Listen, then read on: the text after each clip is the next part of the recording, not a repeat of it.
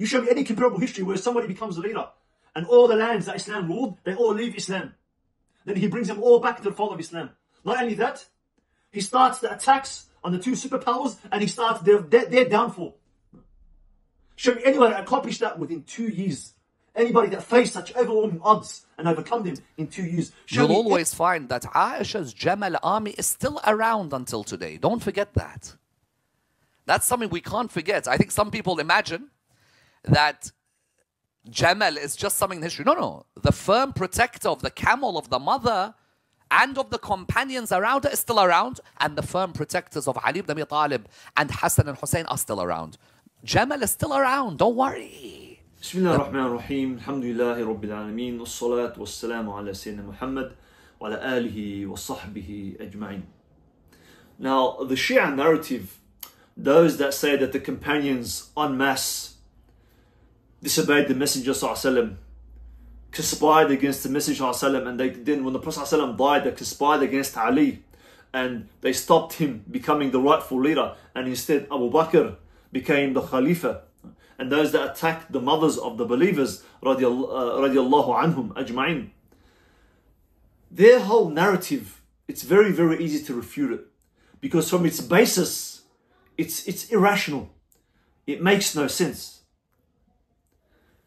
But some of them can be very deceptive in the way they present their arguments. Now, this channel that I came across, Imam Hussein TV, and the one that runs the channel, Sayyid Ammar Naqshawani, I think his name is. He's popular on YouTube. He's got a strong channel on YouTube and even stronger channel on Instagram. And the way he presents himself, he seems very charismatic. The way he presents the evidences and the texts, he can be very, very deceptive. Why? Because the way he presents his arguments, he says, look, I'm not going to go to the Shia texts and prove to you that the Shia are right and the Sunnis are wrong. I'm going to go into your Sunni texts. I'm going to go into the Hadith, into Bukhari, into Muslim, into At-Tirmidhi, and I'm going to prove to you from your own texts why your Sunni belief is wrong and why the Shia belief is the correct belief. And one thing that he does is, he will go in and he'll pick out a hadith, pick out an incident. And what he does is, that incident, he looks at it devoid of all the context, devoid of the proper tafsir and explanation from the scholars, devoid of everything that the companion has done in his life. He'll just pick out that one incident, he'll add his spin, he implies certain things, and he'll make it seem to be the most shocking thing. So, for example, he'll say, look, Umar, radiallahu anhu, right before the Prophet ﷺ died, about 3 days before, when they were in the Prophet ﷺ's house, the Prophet ﷺ asked for a pen and paper to write something down, but Umar said, no, don't listen to the Messenger of Allah, and he's delirious, right? And he says, oh, look what Umar did, and how could he speak to the Messenger ﷺ? And the Messenger ﷺ told them all to get out. Imagine right before the Prophet ﷺ dies, he tells you all to get out. Well, what's going to happen to you? This is what he does. He looks at the incident, but he strips away everything else, everything that companion has done, or all the other hadith, or all the context, all the explanation, and he'll make it seem like the most shocking incident in the world. And that could be possible if you just pick out one thing that a companion did or said. If I just build an argument on that one incident, devoid of everything else that companion has done, or devoid of all the context, then yes, I can make anything seem shocking. But this is the whole deception. This is his style. And for those that are not learned, for those that are not well grounded in knowledge and in the seerah, then it could be very easy, for his sleight of hand to work, and he will lure you and he'll pull you away, and he comes across as so charismatic and his argument is so strong that he really will turn you to their narrative. And among the many things he says, I found an interesting thing that he said about Abu Bakr radiallahu anhu. Again, this is his whole game. Just look at little incidents and magnify them and imply certain things and give them your own explanation and make it seem like, wow, how could the companion have done this? And so when he mentioned this thing about Abu Bakr, I thought to myself, look, like even for you, like this is just not going to work, because of all the things that you can pick on and say, this one just doesn't hold any water. I mean, it's not believable. Nobody is going to believe this. So let's have a listen to what he said about Abu Bakr radiallahu anhu. Anywhere. Their daughters are there, they are there, they're not moving anywhere. They're staying behind. So much for Sahaba unity. Some Sahaba go, Abu Bakr and Umar stay behind. And of course, listen, someone's going to say, well, you know what, they took permission, they were under the command of 18-year-old. If I'm in my 50s or I'm in my 40s, remember Abu Bakr died a couple of years after Rasulullah sallallahu alayhi wa alayhi. If you put me under the command of an 18-year-old, says a lot about my leadership skills. Anyway. So, Abu Bakr, under the command of a teenager, Abu Usama ibn Zayd, what does that say about his leadership? You can see how he presents his argument, right? How deceptive it can be when you listen to it like that. Right? And what's he referring to? That before the Prophet ﷺ died, he prepared an army, and the army was put under the leadership of Usama ibn Zayd. He was about 18, 19 years of age at this time. And some of the senior companions like Abu Bakr and Umar, Prophet ﷺ put them under the leadership of Usama to go and fight the Byzantine Empire, the Roman Empire at that time. So he says, look, Abu Bakr, what does that say about his leadership skills? Look what the Prophet ﷺ think about him. He put him under the leadership, right? Because Abu Bakr here was well into his 50s, late 50s. He was put under the leadership of Usama ibn Zayd, who was a teenager. What would that say about my leadership if I was like that? So, on face value, wow, you think to yourself, Abu Bakr was put under the leadership of Usama ibn Zayd? Right? It seems pretty shocking. Right? Why did the Prophet ﷺ trust Abu Bakr to be the leader, or Umar, or any other senior companions? But this is this man's style. Take an incident, strip it of the context, strip it of everything else around it, and just present it to you as it is. Now, Usama ibn Zayd, he was the son of Zayd ibn al-Haritha. Zayd ibn al-Haritha, radiallahu anhu, we know he was the adopted son of the Messenger ﷺ and the most beloved to the Messenger ﷺ. Maybe I think it was maybe a year or two before this incident, Prophet ﷺ sent Zayd ibn al-Haritha in charge of an army to a place called Mu'ta in Asham, or modern day Syria today. He sent him there and they fought the Roman army, and Zayd ibn al-Haritha was killed. And the Muslims, it was like they weren't defeated in that battle, nor did the Romans win. Right?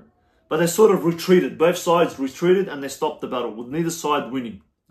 But Zayd ibn al-Haritha, he was the commander of that army, he died. So the Prophet ﷺ, that battle of Mu'ta, and he never forgot that incident. And the death of Zayd ibn al-Haritha and many other of the senior companions like Ja'far ibn Abi Talib radiallahu anhu.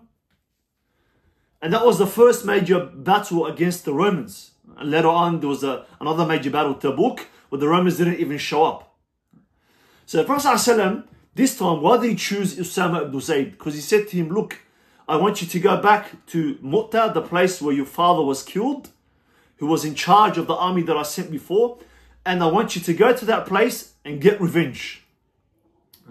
So we understand in this context, Prophet ﷺ would choose the commanders for specific reasons, for specific purposes. He wouldn't choose only one person for these expeditions. He would, throughout all these expeditions that he sent, he chose many of the companions to lead these expeditions. So Usama ibn Zayd was chosen for a specific reason, to go back to Mu'ta, where his father was killed, and to get revenge and to continue the war against the Romans. So that's why he was chosen, radiallahu anhu. And just because Abu Bakr was under the leadership of Usama ibn Zayd, right, it doesn't make you a bad leader. It doesn't say anything about your leadership. Right? At different times, Prophet ﷺ chose different commanders, and the companions had to be on that leadership. Right? But he was chosen for that specific reason and that specific purpose. So then, now for you, Sayyid Ammar Naqshbandi, to come along and say, look, Abu Bakr, he was almost into his 60s. Prophet ﷺ put him under the leadership of Usama ibn Zayd, who was a teenager at that time. Really? I mean, this is you're going to go down this track of all the people that you can criticize for their leadership skills. You want to criticize the leadership of Abu Bakr radiallahu anhu? Fine. Let's delve into the leadership of Abu Bakr radiallahu anhu and let's see what kind of a leader he is. Abu Bakr radiallahu anhu, when the Prophet ﷺ died, 23 years as a prophet, by the end of the 23rd year, all of Arabia had come into Islam. You know, when Allah subhanahu wa ta'ala revealed, إِذَا جَاءَ نَصْرُ اللَّهِ وَالْفَتْحِ وَرَأَيْتَ النَّاسَ يَدْخُلُونَ فِي دِينِ اللَّهِ أَفْوَاجًا. When the victory of Allah has come and you see the people entering into waves into Islam, all the Arabs came and submitted and pledged Islam to the Prophet sallallahu alaihi wasallam. So all what is today, modern day Saudi Arabia, Yemen, Oman, Qatar, all those small Bahrain, all those smaller little countries there, the Arabian Peninsula was all under Islam. Now when the Prophet ﷺ died, it was such a shock that what happened, all the Arabs, most of them, apostated from Islam, left Islam, and all these false prophets like Musaylim al-Kadhab started appearing throughout Arabia.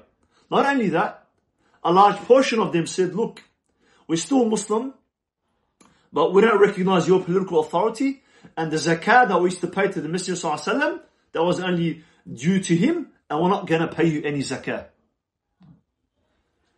So as soon as Abu Bakr becomes the Khalifa, nearly all of Arabia, all those lands that were conquered and become Muslim at the time of the Messenger ﷺ, they all leave Islam, or they all rebel and reject his authority and say, we're not going to pay zakah. Do you know what was left of the Arabian Peninsula? You had Medina, you had Mecca, and Al-Ta'if. These three cities now were amongst the sea of kufr and apostasy and rebellion. So imagine now Abu Bakr, as soon as he becomes the Khalifa, within weeks, he's faced with this onslaught now. Now the companions, after seeing all of Arabia were Muslim, we were the majority, suddenly now everybody turns against us, they apostate from Islam, there's rebellion and rejection to pay the zakah. And at the same time, Prophet ﷺ said, before he died, that you have to send out the army that Abu Bakr was part of, he has to be sent out against the Romans. Not only now are they small in number, but the army, their main army, was being sent against the Romans. So you can imagine the companions that were just completely overwhelmed. They didn't know how to react. They didn't know what to do. They spoke these feelings to Umar radiallahu anhu. And they said to him, look, you need to go to Abu Bakr and you need to speak to him. First of all, tell him, don't send the army of Usama. Because we need it here in Medina. We're overwhelmed. We need the soldiers. Second of all, look, we can't fight all the Arabs. We can't fight all these people. So at least those people that still say La ilaha illallah Muhammad Rasulullah, but they don't want to pay the zakah, let's just forgive them for now. As long as they still say they're Muslim, let's accept it from them. We won't fight them. That gives us, less of an enemy to deal with, less numbers. So Umar, he takes these concerns to Abu Bakr. And he tells him, this is what the feelings of the companions. We can't fight everyone. You need to hold back the army of Usama. And you need to, don't fight those that just say, we don't want to pay the zakah, don't fight them. Abu Bakr becomes extremely angry. He says, you Umar, you were strong in Jahiliyyah, now you're weak in Islam? He said to him, by Allah, I will fight all those that differentiate between the salah and the zakah. Meaning you can't take parts of Islam and reject others. If you reject the zakah, you're going to be fought. No compromises, no deals. And the army of Usama, this was the command of the Messenger sallallahu alayhi wasallam. You want me to defy his last command? He said, by Allah, if I'm the last one left in Medina, I'm going to send out the army of Usama. When Umar saw this reaction and the companions saw this reaction, right? You want to talk about the leadership of Abu Bakr? When everyone was overwhelmed? When the companions didn't know how to react? When they tried to keep back the army of Usama and go against the order of the Messenger sallallahu alaihi wasallam? They tried to compromise with those that didn't want to pay the zakah? They saw the leadership, the courage, the steadfastness of Abu Bakr. And Umar said, when I saw the conviction of Abu Bakr, that gave me the strength that this is the truth. This reignited the Sahaba, the Iman in them. This is the truth. There's no compromises. You either victory or you die fighting for the truth. Now, some of those that rebelled and said we didn't want to pay the zakah, they sent some delegations into Medina to try and make some deals with Abu Bakr. Because they knew Abu Bakr now was in a weak position because he had all this apostasy. And now you want to fight us as well because we don't want to pay the zakah. So they tried to make some deals. Abu Bakr refused them. He said, you have one option. You pay the zakah or we're going to fight you. Now what did they do when they saw Medina was weak? The army of Usama was sent out. There wasn't a lot of soldiers. They came up with a plan. They're going to make it seem like that, yes, we're going to pay the zakah, we agree. But really they're going to counter-attack and take the Muslims by surprise in Medina. Abu Bakr's leadership, his intelligence, his foresight, when the delegations were meeting with him, he read from them their plan exactly.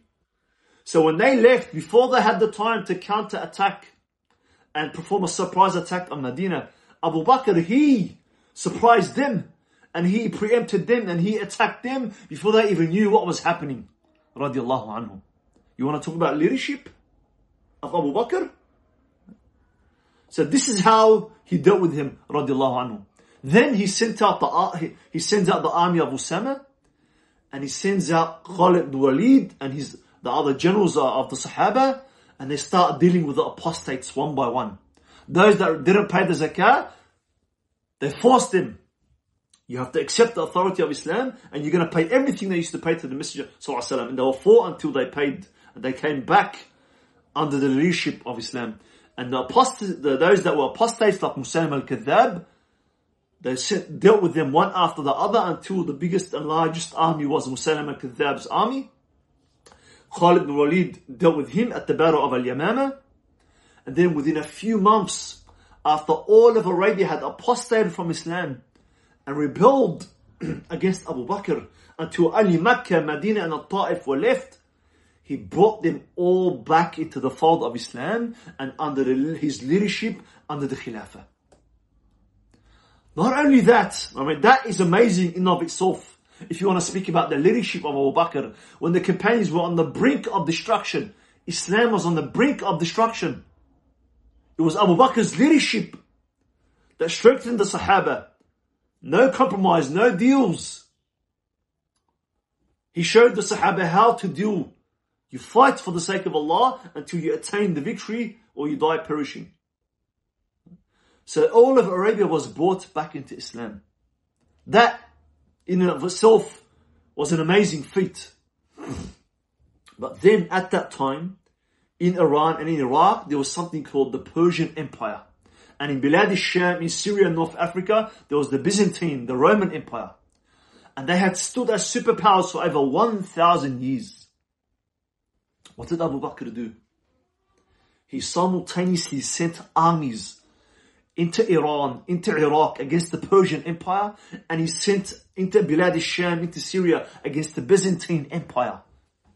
He had just overcome the apostasy wars. They had just barely defeated the Arabs, and now he opens two fronts against the major superpowers simultaneously attacking them, radiallahu anhu. You want to talk about daring? You want to talk about leadership, boldness, courage? This is Abu Bakr radiallahu anhu. And one of the major battles in Islamic history, the Battle of Al-Yarmouk, occurred against the Roman Empire and the leadership of Khalid al-Walid, and he dealt the Romans a decisive blow. And after this battle, all the lands of the Romans, all the empire now was open for Islam and the Muslims after this one major battle. And this was under the leadership of Abu Bakr radiallahu anhu. And then he starts the campaign into Iran and into Iraq. Now it's ironic how I think he might be Iraqi, but anyway, even if he's not, most of the Shia today are in Iran and Iraq. And then they want to come along and criticize the leadership of Abu Bakr. But all those lands, how did they come to Islam? How were they open to Islam? It was under the leadership of Abu Bakr radiallahu anhu. It's ironic then you want to attack the leadership of Abu Bakr when you are Muslim, okay, even though a lot of them have corrupted Islam and they have corruption in their Shia beliefs. But these lands became Muslim because of Abu Bakr. You would not have known Islam. Even if you want to say Shia Islam, you would not have known it had it not been for Abu Bakr radiallahu anhu. So it's amazing that somebody would come along and attack the leadership of Abu Bakr and present it like Abu Bakr, he was placed under the leadership of Usama ibn Zayd. What does it say about his leadership? Or the Prophet ﷺ thought about him? You show me anybody, his Khilafah barely lasted 2 years, Abu Bakr radiallahu anhu. You show me any comparable leader throughout all of history, Muslim and non-Muslim history. Any comparable history like the leadership of Abu Bakr. You show me any comparable history where somebody becomes a leader and all the lands that Islam ruled, they all leave Islam. Then he brings them all back to the fold of Islam. Not only that, he starts the attacks on the two superpowers and he starts their downfall. Show me anywhere that accomplished that within 2 years.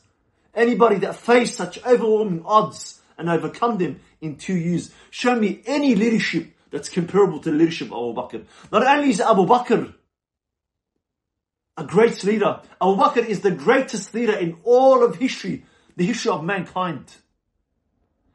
You want to criticize the leadership of Abu Bakr? This is how we hold the leadership of Abu Bakr radiallahu anhu. There is nobody comparable to him.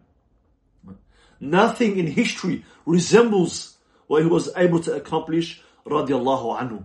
And for you to even think that you can present this as an argument against Abu Bakr and to attack his leadership, the man is the greatest leader in all of history after the messengers of Allah and the messenger sallallahu alaihi wasallam, shows you how your whole belief system, your whole narrative, it's built on nothing. It's just all emotions, deception. Look at Abu Bakr, and Prophet ﷺ told Abu Umar to get out, and he put Abu Bakr and Umar under the leadership of Usama ibn Zayd. Subhanallah. This is Abu Bakr, and this is the leadership of Abu Bakr radiallahu anhu, the greatest leader not only in Islam, in all of history.